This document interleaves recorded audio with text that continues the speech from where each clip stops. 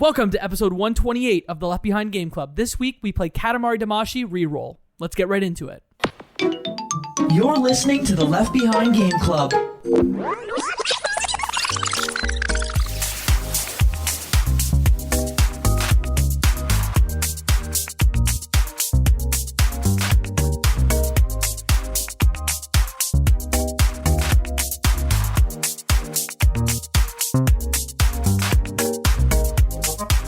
Welcome to the Left Behind Game Club, our never-ending attempt to make sure that no game is left behind. I'm your host, Jacob McCord, and today I have two friends with me. The first friend, you know him, you love him. His name is Michael Ruffalo. I'm excited to talk about a very interesting game. And here to talk about a very interesting game along with us, he is one of the hosts of the Pass the Controller podcast and Twitch channel. It is Brenden Groom. Welcome to the show, Brenden. Woo! Thank you so much for having me. I'm very excited to be here. I was hoping that this was gonna somehow be trivia and I was gonna be able to beat somebody, but I guess I'll just talk in a cordial way. For those who don't know, I host video game trivia on Twitch every Wednesday night at 9 p.m. Eastern. Brenden came on and faced off against Cam Hawkins, who was on our Walking Dead series.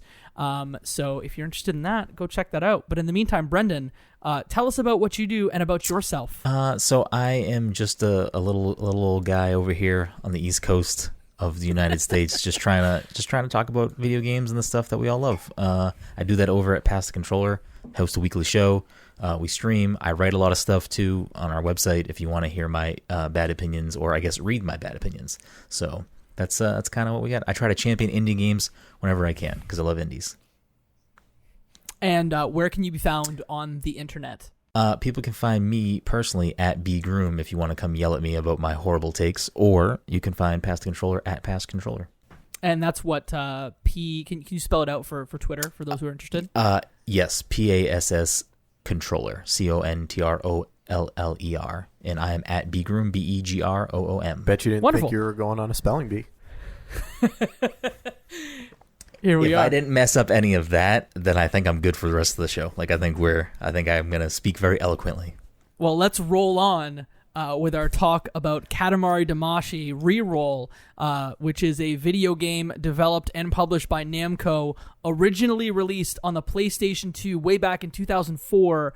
We played the remake on a bunch of consoles, but the remake REROLL was re-released starting in 2018. Let's start off the show like we start every one of our shows with a segment we call the Fast Pitch, which is a one-sentence pitch about the video game. Who wants to start and give their one-sentence pitch first? I will take a crack at it, and I will say, take a sticky ball and roll up all the Earth's garbage into a star. I love that. Brenden, you have a one-sentence pitch for this one? Yes. How easy you wish it was to clean up your bedroom. Nice. That's good. I like that. I'm just going to call it Post-it Note the video game. What a good 3M guy. Formerly a 3M guy, so had to go there. This is an interesting video game. I want to know what y'all's personal history is with this game and with the series. Let's start with Brenden. So Katamari is one of these things that I've always wanted to play, and it simply just eluded me. Like, I never had it on the PS2. I never played any of the sequels. I was very familiar with the game. I've heard music before from it. I've seen people cosplay it before. But outside of that, I just never really played it up until when when REROLL came out on the Switch. I was like, oh, awesome. Like, I'm going to buy this and I'm going to play it. And I bought it and I started it. And then something else came up that I had to play, and then I never went back to it. And I had like nothing bad to say about it. It was just I left and never went back. And then I found myself in a scenario where we were doing some charity streams, and I was fishing for things to play. And I was like, you know what? Katamari's today. I'm doing that now. And I did, and I'm so happy that I did, because I think everyone needs to play this game. Well, yeah, I kind of have a similar history where, like, maybe a little more in-depth. I bought the PlayStation 2 game back in the day. I think I was working at EB Games at the time, and I purchased the PlayStation 2 version, played it, loved it, played We Love Katamari, which also came out on PlayStation 2. And then there was a 360 version of the game that was called Beautiful Katamari, which I also played. Left the series in the dust for 10 plus years, got the Switch game, played it for an hour, bounced off, and then actually just rebeat it on Xbox Game Pass because it just hit Game Pass like a few weeks ago. So that is my history with the series. I adore it. Ba ba ba ba ba ba ba ba. Michael, what's your opinion on it? So you are a resident Katamari expert, I guess, in that case. You have a lot of context and a lot of past experience. I was not expecting you to go there, quite frankly. As much as you have definitely mentioned Katamari multiple times throughout the past and on other Can we episodes, play it, please? Please? When you said, I bought it on the PS2 back then, I immediately thought, and he never played it and bought multiple copies here on after. But I guess you broke your streak of buying games in multiple quantities and not playing them. So I commend you, Jacob. I'm proud of you, and I'm so glad that you're here to give us context, because Katamari has been a point of shame in my like gaming past, because I have not played a Katamari up until now. I think I played maybe 2 minutes of it in a demo station at an EB Games or something back in the day, just enough to get my head around the concept. It's also a game that like you look at it, you play it for 2 minutes, and you know exactly what it is.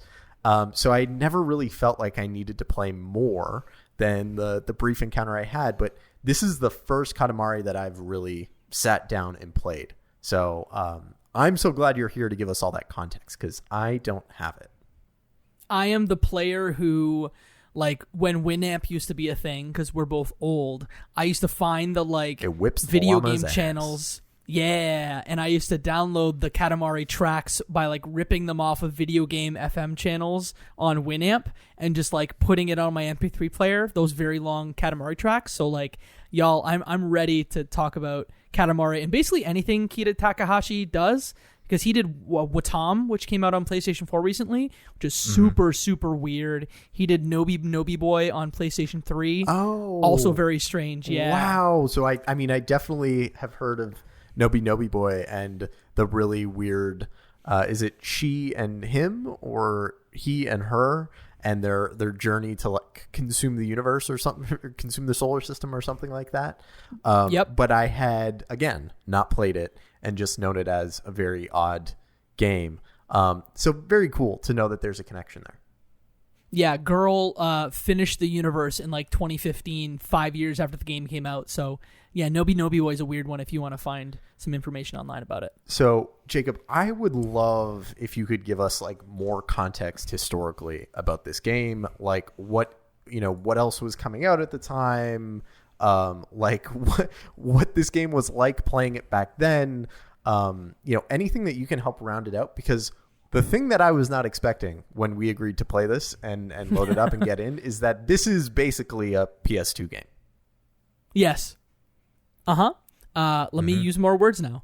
But before we do that, I want to know how you played. I said I played it for this game this podcast on Xbox Series X via Game Pass. Brenden, is that kind of how you played it, or did you play it differently? Yeah, so I'm falling into your trap of buying the same. Well, I guess Game Pass is technically buying it, but bought it on Switch. Then I played it on Game Pass because for whatever reason, I'd rather just not spend money or not spend the time with the thing I spent money on. But with the amount of copies you have of Katamari on PS2, it sounds like you could probably just roll those up to your own little Katamari. Hey, and then I don't know if that's like too meta and something bad happens, but potentially something to go down the path and see what happens. Mike, how did you play? I played Game Pass on the Xbox. Okay. Well, I guess I can give a little bit of context on what was happening. So, like, do y'all remember how, like, NAMCO used to be its own thing before it got purchased by Bandai? Yes. So we're talking, like, in the old days of 2004, there wasn't really a place for... I would consider this like an indie game today because of the scope and the scale and the vibe of it. That makes but a lot truly of sense. there was no like I want to say like single A games that were coming out. So Namco just puts this one out in North America and hopes that like weird people that work at EB Games like me will pick it up. But it was a game that went on to sell at least 1 million units, and multiple games came out afterwards. There was a sequel on, like I said, on PS2. They did a version on PSP. They did a version on 360 and PS3, and they were all kind of similar. Not a lot of change between them, but each of them had something a little bit unique. Katamari was a thing that lasted it was a flash in the pan. It lasted like 5 years on those systems, from like 04 to 07, I want to say, and then died. And we didn't hear anything about it for at least 10 years when they put it out, the Switch version, on in 2018. I'm sure there's other historical context there about, games that were coming out at the time, which version of Tekken had just come out via Namco, but I think that gives you a good understanding of... Yeah. They did some iOS stuff, too, that back when the picture. iPhone was becoming a thing. Like, contextually, I've kind of put Katamari in the same bucket as I would have put Monkey Ball. Where it's just, it's not a game that requires you to be into games to play. It seemed like it just had pretty simple idea or concept, and it was pretty approachable. But playing it, boy, is this game weird. It's got so much quirk in the way that only the Japanese can be quirky. Use more words, please. So it has... one of the most insane characters I've ever met, which is Master of the King Universe. of all Cosmos? King of all Cosmos, that's it. Not He-Man, Master of the Universe, the King of all Cosmos, who in a drunk bender one night decides to destroy all of the stars in the sky, and tasks you, the son of the King of all Cosmos, who let's just describe him for a second.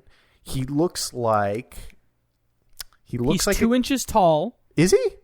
Wait, He's 2 the inches prince tall. or the King of all Cosmos? The prince is 2 inches tall. Yes. But let's talk. Let's describe the King of all Cosmos.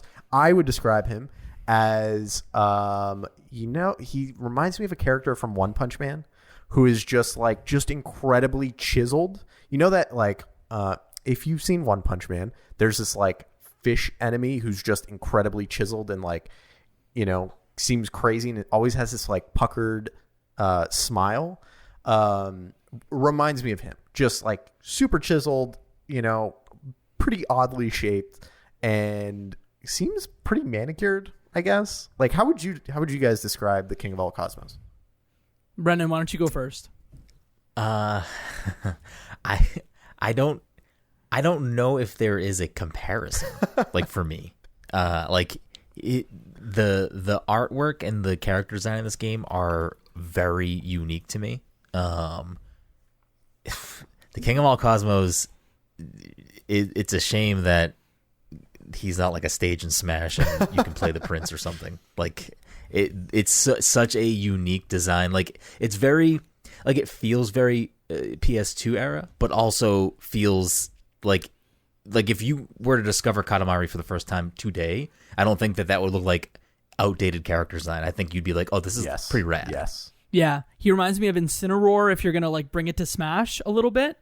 But okay. I was more thinking there's an anime from the early 2000s called Ultimate Muscle, and it's a wrestling anime. And so think of this, the King of all Cosmos, like a professional wrestler whose butt cheeks may be exposed because he's cheeky like that, and also a fun-loving dad too. Mm-hmm. Of course you would take it to both wrestling and anime, Jacob. I think when I saw him for the first time, I think the thing that it brought me back to is what if you took Tinkle from Wind Waker and gave him a ton of confidence and a bunch of steroids? That's what the King of all Cosmos kind of reminds me of. I don't know if that strikes a chord. Honestly, you're not wrong there. This is an alternate timeline Tingle, yes. A Tingle that gets all three pieces of the Triforce, exactly, and is just absolutely doing whatever he wants in the world. And what that is being buff as hell, showing his butt. Maybe, who knows? Who's to say? I have no idea. We never see the back. And maybe he's getting drunk and breaking the universe, but then he's got a little mini Tingle to help him out. Absolutely. And that mini tingle just reminds me of, like, what if you had a son who was a 5-inch walking Twinkie? Like, that to me is his son, the Prince of All Cosmos. So the Prince of All Cosmos to me reminds me of a Teletubby on a diet. I don't know if that strikes a chord, but that's what the Prince reminds me of. Yeah. So I've only watched like a little bit of JoJo's Bizarre Adventure. I feel like the King of All Cosmos could be something in a JoJo-esque adventure. Yep, I'm nodding my head so hard that I hope people can like hear the rattling of my brain. But yes, he would fit in JoJo. There's a bunch of people. There's like 4 people that are listening that are like, Ultimate Muscle JoJo, woo, anime. Back now that we know what the King of All Cosmos looks like, and we have some description of the Prince, the concept is the King of All Cosmos destroys all the stars, and he says to you, his son, his one ill-begotten son, I need you to go and fix my mistakes, roll up all the trash on Earth, or all the garbage, including some of the people, including some of these skyscrapers, and create enough stars for us to populate the sky at night. And on top of this, as you do this star by star, you get these very stylized cartoons that remind me as if they are North Korean propaganda, where it is this hyper stylized Japanese son, daughter, and mother who the kid sees everything that's happening, but the mother doesn't quite believe it and it's just saying, yeah, that's nice, but like, we need to go, we need to get on this plane. And it shows them as they progress through that. Did I miss anything? You did not. Okay, so I wasn't the only one on this trip. No, you were licking some postage stamps and taking a trip with us, baby. But this game is very unique, not only in its aesthetic and the way it, like the structure of it, but I think gameplay perspective wise, like this thing is incredibly unique because if we had to describe it really succinctly like we did, you use the controller and both sticks to control this ball that sticks everything sticks to this ball. You collect everything in a level. And the cool thing is like how perspective shifts over time. So you'll begin a level as like a little 5-centimeter ball, and then over time you'll get to 7 and then 10. And as you grow, you get to collect different objects. You start by collecting paper clips, and then the perspective shifts and you're collecting little puppies, and then it shifts again and humans, and shifts again, and then you're eating up clouds. I think a very similar concept of game that almost everyone has played that I think is similar to this is, I think it's agar.io or Snake, where you are this little ball and you need to eat smaller balls. And as you get bigger, you can eat bigger and bigger things. This is a 3D version of that, where you start as this little ball and there are a few things that you're able to pick up. But as you go and as you build momentum and as you build mass and size, you can start picking up bigger and bigger things. And let me tell you, that feeling of the perspective shift and suddenly being able to pick up people or cars or pets or things that were previously a problem for you is one of the most satisfying feelings. Yeah, I agree. I think like this game as a package does so many wonderful things. It has great art design. It has like it is a PS2 game, and looking at this through a modern lens, it's still just because of its design. It doesn't like, yes, it looks old, but it also like kind of works for what the game is. Like it feels stylized enough that just because it's old, super blocky polygons, it doesn't necessarily feel as old as it is because the art is stylized and there's a specific type of like environment you're supposed to be kind of putting yourself in for this. So the art is great, the music is great, the gameplay, you kind of have to like get your brain to function that way. Like its tank controls feels very PS1 era. Like it if they made a modern game in this series, which I hope they do, like they could make those controls a little bit more modern and make them make sense. But that aside, like one of the most, like all that stuff is wonderful, but one of the most amazing things is what you're describing, is that perspective change is like one of the best parts of the game. And when it starts to happen for the first time, like on a slowly grander scale, it's like, oh, okay, this is really cool. And then when it happens in like finality, when you get to the final level and you're like taking up islands and like all these crazy things are happening. Like there's, you're like picking up tornadoes, like just nonsense. It's like all the moments leading up to that feel so good still, even though like you're now picking up the world basically. It's such a great thing that I don't know. I feel like I've played a lot of games. I feel like I haven't had that moment really replicated for me. Yeah, and I used to love like, Japanese culture when I was growing up, and I mean I still do.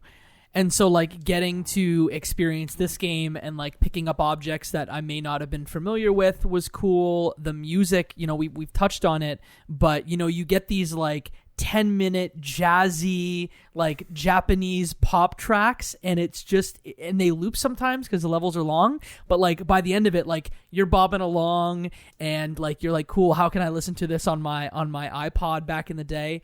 And even with like the way the controls are, like I think you're right that it does feel like a PlayStation 2 game, and the controls are a little bit clunky and hard to get your head around when that first hour or two.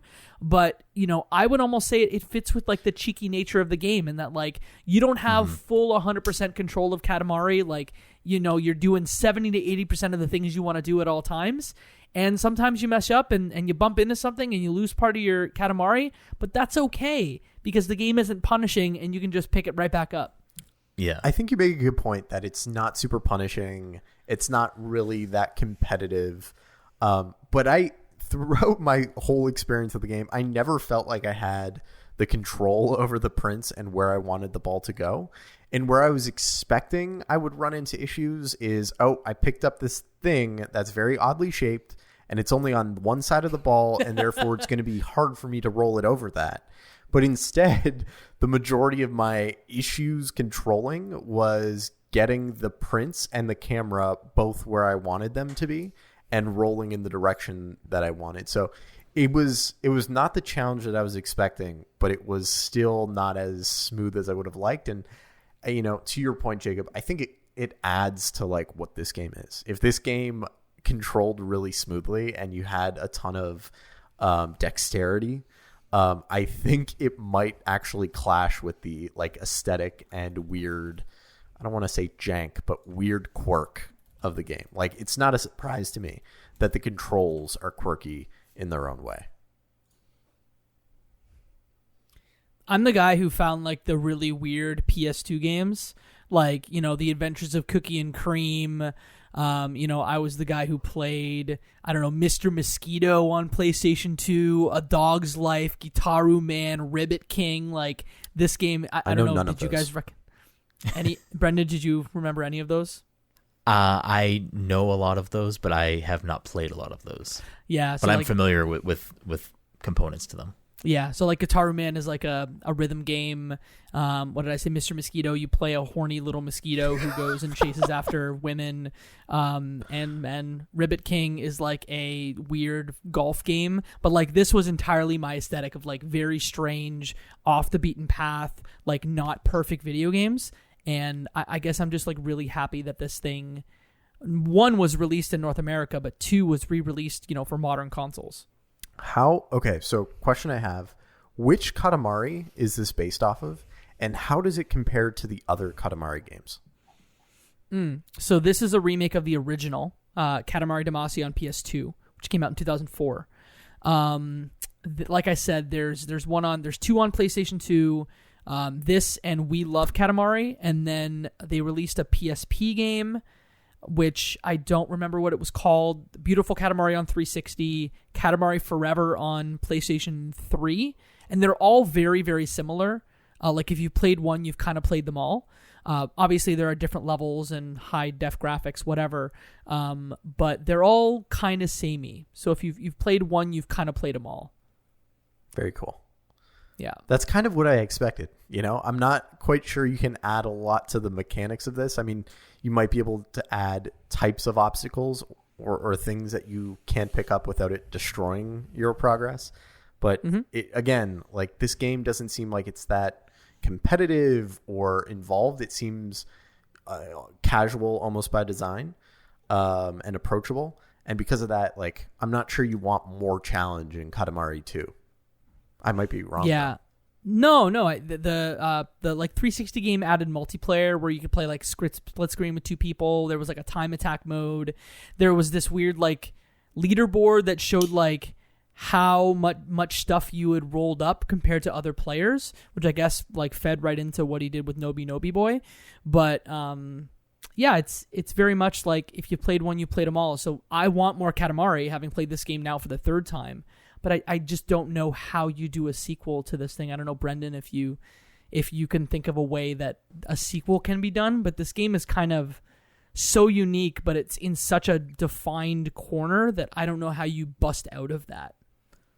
I feel like, I mean, not having played any of the subsequent sequels, to have that knowledge of if there are any types of nuances or differences in those. But I feel like to kind of reimagine the series, I mean, they could always take it in a more departure for the graphical style. So if he wanted to go a different route with how it is visually to you, and maybe pair that with music or a style of music or genre of music that kind of meshes well with that, and kind of play with that. Or, maybe if he was able to figure out what that next type of moment would be for somebody like I think that all three of us had this experience, was when you start playing with that sense of scale, how do you replicate that, or how do you make something that makes the player feel the way they played when they first, experienced that exponential growth as you're going throughout the game. I think those are like the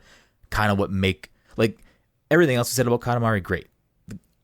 Those specific things, like the visual and music paired together with that like growth mechanic that is not really like in the forefront, but when you're playing it and experiencing it, it is very special. I feel like those are the two things. How do you kind of expound upon those and make those the thing? Or maybe not. I don't know. What were some of the favorite things that you rolled up during your experience? Was there one thing where you're like, hey, I'm rolling that up. That's funky. That's cool. There were definitely a few points where I was like, I would see something and be like, oh, I better be able to roll that up. And then I wasn't able to yet. But then eventually you can roll up everything. So like there were definitely a few moments where that was like my brain. I was like, I need that. Like that needs to be part of my Katamari. Like what do I have to get big enough for that? I don't know if there's like a specific one thing that kind of got me. I feel like there was just so many cool things to pick up that it was happening often where I was like, oh, I just picked that up, and whether it's funny or not. I loved picking up anything that would bully you, trap you, corner you, push you around. It was my goal I'm like, okay, you're going to push me around. I'm going to get real big one day and I'm going to roll you up. You're going to be part of this thing. You're going to run away with your hands up and you're going to be screaming, and then you're going to be one with the mass.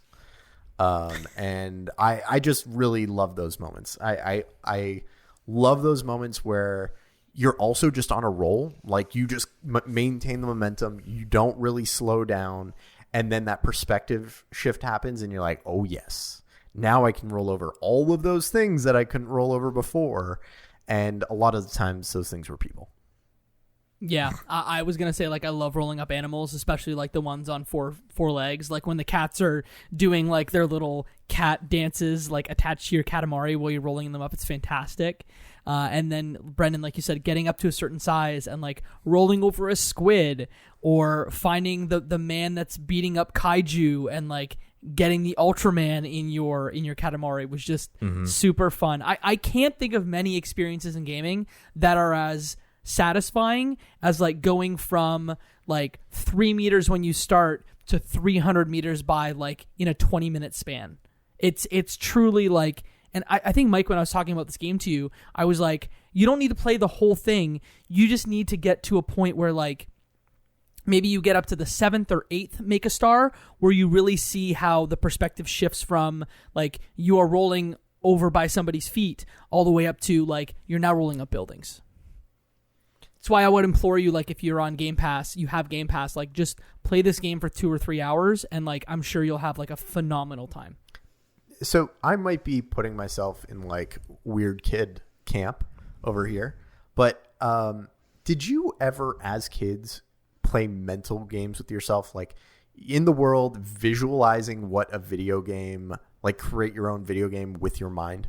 Did you guys ever do that? Am I like super weird and alone on an island doing this? No? No, I've definitely Okay. probably done stuff like that. So there were two that... I mean, in my adult life, I'm sorry to cut No you off. problem. In my adult life, I gamify things all the time from time to time to like make it go by faster. Yes. I'm like, how do I make this mundane task pass? Yes. So there's two that like stick out in my mind. One is like, those ditches on the side of the road, while you're driving, sitting in the back seat, your parents are driving and you're just waiting until the ride's over. And I used to play a mental mind game or a mental game where I'd imagine I had like a character like Sonic who would, be able to go down in the ditch, but have to come up every time there was a driveway or any time that there was like a road that intersected it. And it was this like, diving game. The second was imagining what it looked like, what it would be if like this object rolled into the next thing and how it could get bigger and bigger and bigger. And it was only when I like saw Katamari for the first time that it made me feel like that mental game that I played as a kid, like actually existed, right? Like it existed in a way that I could go and play. And it's even weirder than like my kid brain could have imagined, if that makes any sense. It's such a weird acid trip from the aesthetic to the music to the like just feeling playing it from like a control perspective, that every bit of it was just, this is odd, even odder than this kid that plays his own mental video games. I was gonna say I used to do that. I more thought about like games I could create in my own head, but I understand this is like when you're a kid, like playing with your blocks and your trains and like crashing them together, like AR that is the into the world. Oh, I was just gonna say like crashing your blocks together, the video game. But you're much smarter and more eloquent than I am. Poppycock. Poppycock. Is there anything else y'all want to chat through? I think I can jump into a question and we can talk specifically about the music. This question comes from Link HS. I am Link HS on Twitter. They ask, favorite song? If you've played other Katamari games, feel free to select a track from them too. I don't know, that intro, the ba ba ba ba ba ba ba ba Katamari Damacy is great. That is the only track that I think I'd be able to point out as a Katamari track. Again, because this is like the first one I played, and I don't feel like I spent that much time in this game. This was also a really good podcast game for me, where I would play other things in the background while I cathartically roll everything up in the world. So you missed the music is what you're saying? I didn't miss it, but it just was not a prominent aspect for me. Like I just mentioned, everything about this game is weird, including the music, but it did not, how do I put this? Like it didn't grab my attention any more than any other element of this game. I don't know any of the songs by name, but there is one song that is like super jazzy and has lyrics, and that is like I don't really think there's a bad song in the game, to be honest, at least in Katamari Damacy REROLL, but that song with the jazz lyrics that has like a man singing is really, really good. Like I have listened to that many a times, even before playing the game, but now having played the game, it's like a go-to pull for me. Yeah, but besides the intro track, I don't think it's the same track you're talking about, Brenden, but there's a track called The Moon and the Prince, which reminded me of something that would be like in a Parappa the Rapper game, because it's like, kind of jazzy, kind of ska-y, and there's like a man who's like rapping over it in Japanese, and I super adore it. I guess what we're saying between the three of us is like, soundtrack's great if you're a fan of J-pop, if you're a fan of anime. If you want something different out of your music while you're working, like this is a great thing that you should definitely try and listen to. Honestly, so I just put it on briefly to listen to that song, The Moon and the Prince. That song is phenomenal. That song is great. But I absolutely agree with you. Like if you're listening to this and you haven't played Katamari, just throw on the soundtrack. You will want to then immediately go play Katamari, or at the very least have a really dope soundtrack to listen to. Very fair. I know this. We've only been talking for a little while, but this game is kind of cut and dry. Do y'all have anything else specific you want to talk about Katamari Damacy REROLL? It's a very weird game, but it's also very cathartic. And again, it's so approachable. I would recommend it to just about everyone. Like, it's hard to know who would hate this game. Yeah, I'm kind of with you that, like, hey, you might struggle with the controls. It's a dual stick tank control kind of game where if you want to turn around, you have to go opposite sides of the controller. You click both to jump over your Katamari, even if it's a mile high. But no, this is like a super unique game that, like, I wish was more people made. There was this like great period in like the mid 2000s where companies like NAMCO were bringing over games from to the West that we wouldn't get before.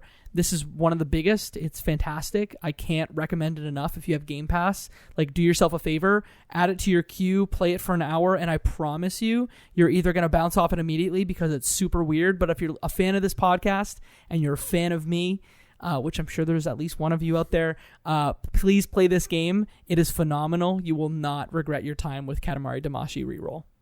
Mm-hmm.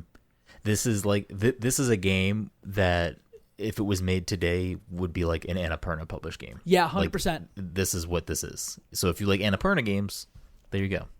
Well, it's funny because Kita Takahashi's Watam is published by Annapurna Interactive. There you go. Did you know that? Because if you didn't, then that's a hell of a pull. I may have known that, but Katamari is definitely feels like a like you had said, like, this is a game that would get made by probably an indie developer in today's current climate of game studios. Annapurna, I mean, if they publish Watam, then yeah, this is their wheelhouse this is like game. What if Ben Esposito was born in Japan and made games over there? Yes, very much Donut County vibes. Yeah, very much Donut County vibes. I actually think that's a key to how you might like expand the concept of Katamari, in that, like, how in Donut County there's these semi puzzles where you need to get the rabbits to create more rabbits to make your hole bigger faster, and things like that. I'm sure that there's like a puzzle type element where you need to get certain objects that interact on your Katamari to help it grow or help it take that next leap. I think that'd be an interesting way to take this game. Yeah, if you enjoyed this episode, go into your podcast feed, pull up episode 119. We played Donut County with Wesley LeBlanc from IGN. Please listen to it, because if you like this, I'm sure you'll like that. The show's pretty good too. I think that's going to kind of wrap up our thoughts on Katamari Damacy REROLL. Please play. Brenden, thank you so much for coming on the show today. Again, if folks want to find you and your wonderful work with Pass the Controller, where can they do that? Well, first of all, thank you both for having me. This is a pleasure. When you had reached out to me about, like, hey, you want to come on and be on for Katamari, I was like, yeah, I would love to talk more about Katamari, because this is like a new love for me. Like, this is a new... relatively, I played it last month or so. So this is like a thing I've been kind of like, I feel like there are plenty of Katamari fans out there, but I haven't been able to like, it's like weird at this point. Like, who's talking about Katamari? Like, you can't, like, you're not going to hop on the old, MySpace and, find Katamari fans, get them in my top 8 or something. Anyways, so thank you both so much for having me on here. This has been fantastic. But you can find me, like I said at the beginning of the show, at bgroom, BEGROOM. You can find Pass the Controller at Pass Controller. That's PASSCONTROLLER. And yeah, we do a weekly show. We talk about everything under the video game and nerd sun. And I do a lot of writing as well, so you can check that stuff out. If you find me on Twitter, you will find all of this other stuff. Or if you go to Pass the Controller, either one of those you find you want to get involved in what I got going on, you will find it there. But yeah, that's the end of my plug. That's the end of me. If you follow Brenden on Twitter, you can find out how much he loves Balan Wonderland. Are you guys doing an episode on that coming up, or We might. Probably not. But do you have thoughts? it is Balan Wonderworld is Wonderworld. what is it wishes it was Katamari. Ooh. Like honestly, it could have been like if a few things changed about Balan Wonderworld, and I feel confident in making this statement, that could have been like the Katamari of platformers. It could have been, but it's not. I'm sorry. Mike's looking it up right now because I don't think. Remember, it's like Hatman, and it's like Super Lucky's Tale, but not great. It's really not great. Like it has some interesting ideas. It's just not a good game. I believe you, and I played it, and that's all I need I played to know. I played it for charity, and the way that it was set up was for every $1 donated to the charity was another minute that I had to stream that. Oh, no. I played that game for a very long time. I'm glad that there are heroes out there like you willing to take those bullets for the team, so that way I don't have to. I can trust your opinion on it. I think that day has changed me as a person forever. I think I permanently have some sort of Balan brain damage from that day. I was going to say, There was one can definitely- only hope for those experiences, but it sounds like this was not a positive one. Jesse Vitelli, friend of the program, was hanging around for most of that charity stream, and he was screenshotting moments while it was happening where you could see when I was becoming more broken. Like you could see it in my face, you could see it in my eyes, probably the sweat glistening on my forehead. It was So there are a lot of sadists in your life. a fair amount. You were like that Ralph Wiggum gif or meme where he just says that's where his heart broke. Yes, pretty much. But it was my brain, and it was every 37 minutes. But Katamari, if you're listening, absolutely, you should be playing that. No game one's listening at this point. Phenomenal. You said Balan, and everyone who was listening just disappeared. They're like, oh. But thank you very much for coming on the program today. You are phenomenal. We appreciate you. Thank you. You can find all things Left Behind Game Club on the internet at leftbehindgame.club. You can find us on Twitter at Left Behind Club, on Instagram at Left Behind Game Club. You can come into our Discord and chat along with us if you go to leftbehindgame.club/discord, leftbehindgame.club/discord. There, we got there. Come in, chat with some wonderful folks about video games. And if you like the show, do us two favors. Send it to a friend, because that's how people hear about podcasts, is from friends' recommendations. And give us a review on your podcasting platform of choice. It helps. Michael Ruffalo, where can the fine folks listening find you? The fine folks can find me at RuffaloM, RUFFOLOM, on most social places online, or in the Discord server. Another easy place to find is leftbehindgameclub.com/Discord. There is a big button on the page to bring you in. And yeah, you can find me most places online, but primarily in the Discord. So come hang out. And if you made it all the way to the end of the show, my later gang friends, please drop a note in our spoiler chat, because I'd love to hear who makes it all the way through. Jacob, where can the fine folks find you at? You can find me on all major social media platforms at Jacob McCourt, JACOBMCCOURT. I host another podcast called Cutscenes. It is a video game movie podcast that I do seasonally with two friends. We are starting up season 3 of the show in the fall of 2021. And then I host video game trivia every Wednesday night at 9 p.m. Eastern. It's live. You can find the VODs on YouTube as well. Mike's been on the show. Brennan's been on the show. It's a lot of fun. We're also coming back in the fall, so come around for that. Michael, please take us out. And that, my friends, is one less game left behind.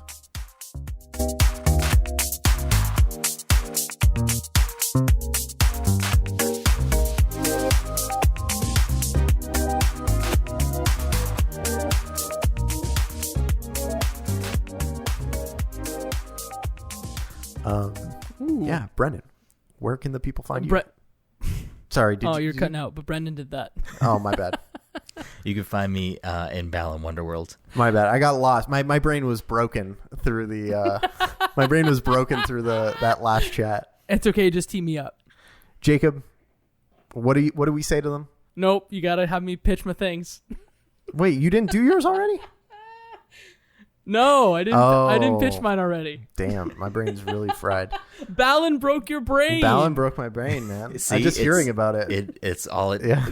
Exactly. I didn't even have to experience it. Hey, I'm Jacob McCord. I'm Katie Lesbrance. And I'm Travis Colnut. We are hosting a brand new podcast called Cutscenes. There are tons of video game podcasts and tons of TV film podcasts, but we're going to bring you the intersection of both and talk about video game, movies, and TV. I know what you're thinking.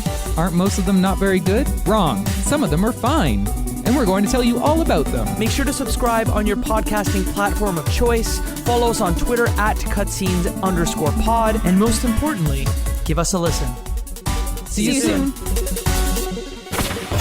Cutscenes, a video game movie podcast.